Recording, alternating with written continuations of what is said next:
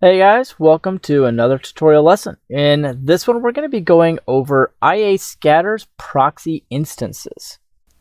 So we're going to be going over IA Scatter, which is a scattering geometry node based add-on.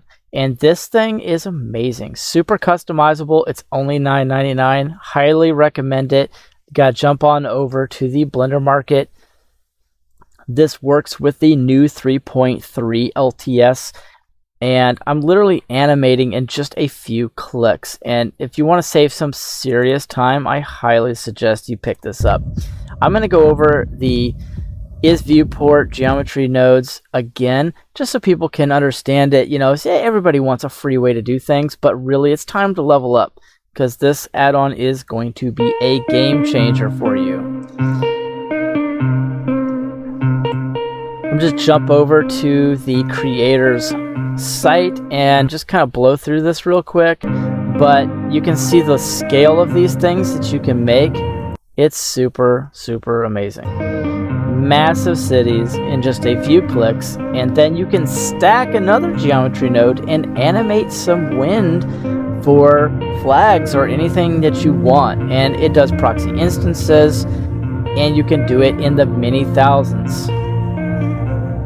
So absolutely worth going over to the Blender Market and supporting them. And yes, they are one of my affiliates, and I proudly represent them because they are amazing. So without further ado, let's jump into the tutorial. And if you remember, in one of my previous tutorials, I went over the viewport. And just to kind of give you a refresher, because I like everyone having options, you've done your basic distribute points on faces. You've made a collection, you've instanced that collection, then you joined your geometry so you could see everything. And then you come over here and you'll have to create a new node group, right? So this one's quick and easy. So just add in a switch, drop it in, drop in a convex hull, make a little bit of room, tag in a bool math, drop it in. Then we can tag in the viewport and drop that in. Then it's just a matter of arranging these so they work right. So you would hook these up, and let's see, we'll bring our original geometry into the convex hull, and then we'll bring the convex hull over here, and we'll leave this set to geometry since that's what we're doing. The viewport can go into one of these Boolean outputs, and then the other one can go out. So that way we can turn things on and off and make a convex hull. Then we come back over here and we run this up something crazy like 3,000. Okay, I think I picked 30,000, but hey, that's a little that's a little too slow. Yeah, I would edit that out, but I'm just going to leave that in there. So 3,000, pretty decent. And you see it moves around, it's not too bad. It's funny though, it did 30,000, so that's pretty cool, right? Then if you were to take this and change it, you notice everything gets a lot slower, and then even I can't hardly make any of these move now, and so trying to move things around, right? So if that's what I wanted, and I wanted 3,000 of these, it's easy enough to do with a proxy instance using that switch node. And I'll just bring this up so you can get a look at it. Got the viewport, the AND logic, the group output, the convex hull, and yeah, that's it. You just drag the Boolean over for an output, which is cool. Go true and false, put this in as a switch, leave it to geometry, and boom, you got it. Now let's just say you want to actually do this without using geometry nodes, and you want something a little bit more powerful, something that is actually going to give you a bunch of other options. Even so, something like geometry nodes again, but in the form of an add-on. So what we have is the IA Scatter. You can select anything, click IA Scatter, and it populates proxy instances immediately. So what you would do is you would pull your screen apart, and this never really works good for me. Let's see. What a task. Alright, here we go. So now I would move this over to geometry nodes, press N to collapse that, and let's get a look. So we've got the IA scatter, and these can actually be stacked. You've got a ton of options. You can use image as texture, all the different collection info, raycast. You can use a realize instances. You can use a lower viewport density. But the first thing we're going to need to do, just for the example, is to go ahead and get something in here. So what we can do is we can instance some icospheres. Those are pretty cool. So we'll press M, make a new collection. I'll call it ico1, hit enter. Definitely going to scale it down a little bit. Control A, apply the scale, and then I can come back to this collection. I've got ico1. Now I click use collection, and you can see it's all a little too big, right?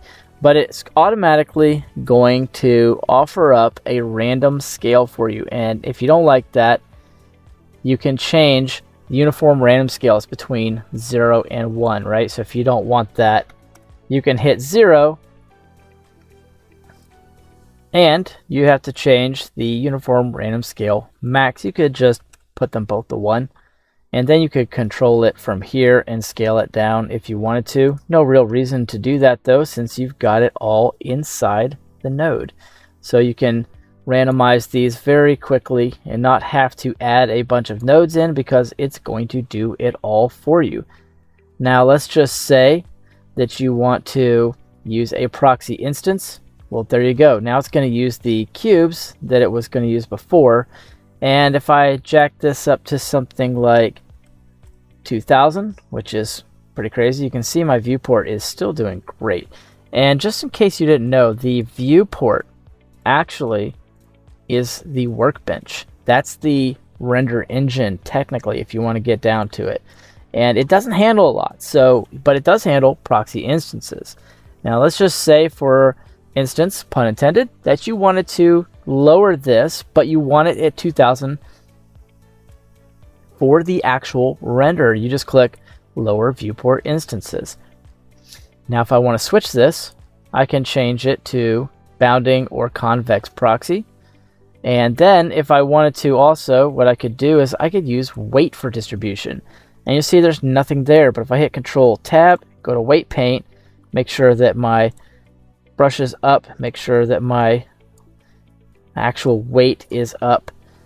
Well, there you go. Now I've got some actual instances painted on. And if you don't know anything about it, I'll just do a gradient for you real quick.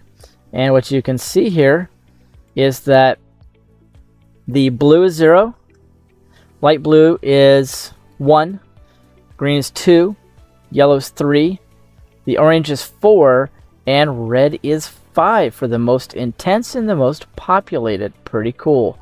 So I won't be using that, but I will actually weight paint some of these on. Okay, I gotta turn that off. So in other words, you can just press F and change all of this if you wanted to. I could bring it to 0, tap F, kind of clean all this up, or I can just hit the Control Z and be done with it. So now if I don't want to use weight for distribution, then it's pretty much everywhere. I can realize the instances as well, which is pretty cool.